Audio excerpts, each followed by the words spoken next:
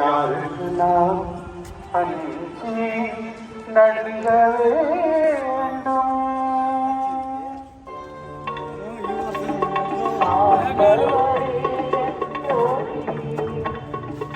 సిలువను తాగుతున్న ఫీలింగ్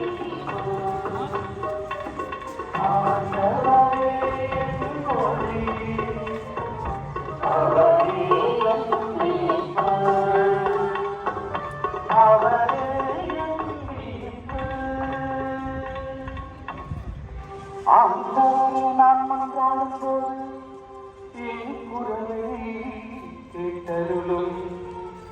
என் மீது இரக்கம் கொண்டு எனக்கு பதிலளித்தருளும். புறப்படு அவரது முகத்தை நாடு என்றது என் உள்ளம். ஆண்டவரே, உமது முகத்தை நான்